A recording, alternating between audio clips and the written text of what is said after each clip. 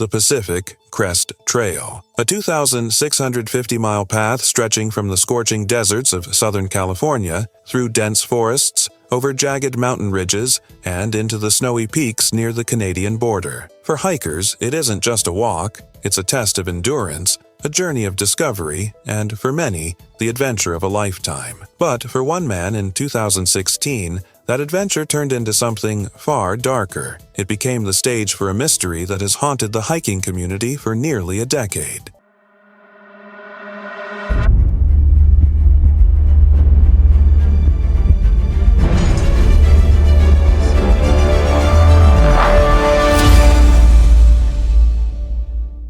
His name was Kris Sherpa Fowler. He was just 34 years old when he disappeared in the rugged wilderness of Washington state, less than 400 miles from completing the trek he had spent months preparing for. An adventure months in the making, now a growing mystery. A man hiking the Pacific Crest Trail is missing.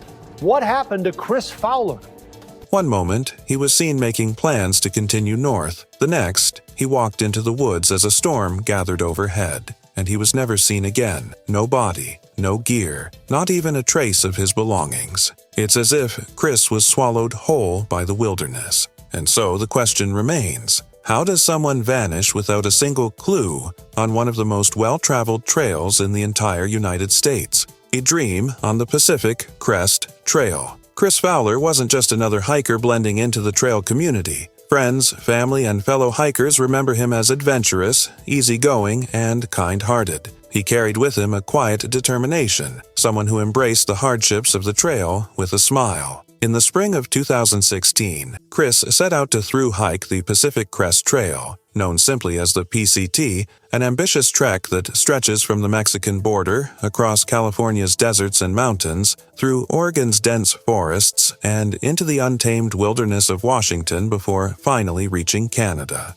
By mid-October, Kris had already completed more than 2,200 grueling miles. Blisters, exhaustion, and weeks of living out of a backpack hadn't broken him. He was in central Washington, staring down the final leg of the journey, just weeks away from achieving his goal. Fellow hikers gave him the trail name Sherpa, and it fit him perfectly. He was the type to carry heavy loads without complaint, always ready to help or encourage others who were struggling. But as the days grew shorter and the Pacific Northwest shifted into late autumn, the trail itself began to change. The crisp air turned bitterly cold. The rain fell harder, and snow began to settle on the peaks. The kind of weather that could transform a dream hike into a dangerous fight for survival was closing in, and Kris was right in its path. The last known sighting, October 12, 2016. The last confirmed sighting of Kris Fowler was at a Cracker Barrel store near White Pass, Washington. It was a common resupply point for hikers,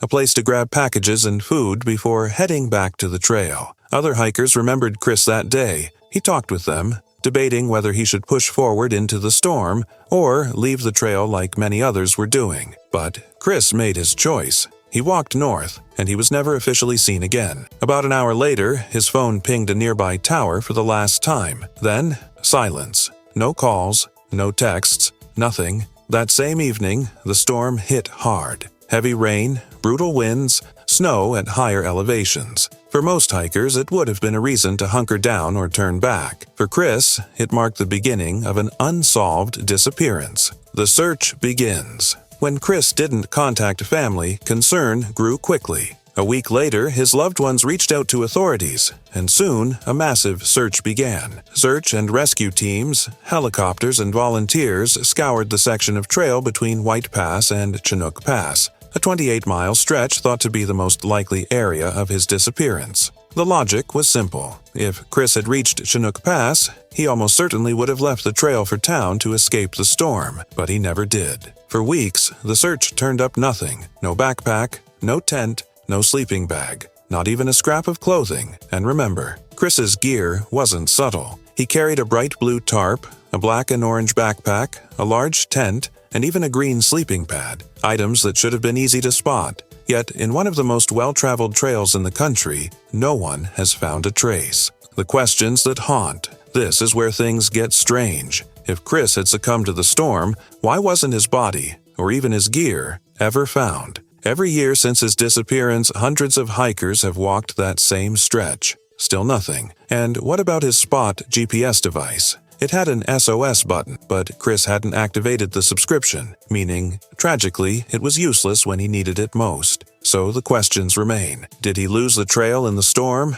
Did he become disoriented? Or did something else happen that night in the wilderness? The unconfirmed sightings. As with many disappearances, rumors began circulating, and some of them are chilling. There were 3 reported but unconfirmed sightings of Kris after he supposedly vanished. Blowout Mountain, October 22nd. 2 hunters claimed they spoke with a man resembling Kris, but their story changed too many times, and even Kris's family doesn't believe it's credible. Greenwater, Washington. A bartender swore a tired, wet man came into the tavern around October 13th or 14th. He gave his trail name, Sherpa. When offered food, he declined, and slipped out before she returned. The timeline matches. The story has never wavered. Was it Kris? We may never know. Mazama, Washington. Days later, an employee at a store near the Canadian border claimed a hiker introduced himself as Sherpa. Kris had even shipped a resupply box to that very town, though records of whether it was picked up don't exist. Some say it's impossible he could have reached Mazama so quickly,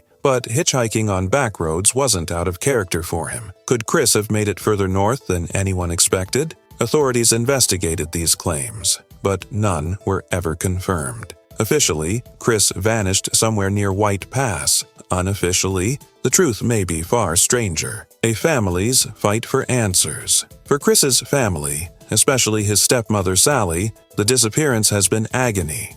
He's strong, and he's a seasoned hiker, and he has gone this whole way over 2,200 miles without incident. She has fought tirelessly to keep his case alive, speaking with media, engaging with hikers, and urging anyone on the trail to report suspicious items or abandoned gear. Well, we're staying positive because he's strong, and he's a seasoned hiker, and he has gone this whole way over 2,200 miles without incident. She's not alone. Kris's case, along with another missing hiker, inspired the creation of the Fowler O'Sullivan Foundation. This group helps families of missing hikers and works to prevent more tragedies on long trails. They even provide GPS devices to hikers, tools that could mean the difference between life and death. Through their work, Kris's story lives on. Yedikurtsi, as the vanishing that won't let go. 8 years have passed. No trace of Kris, no definitive answers.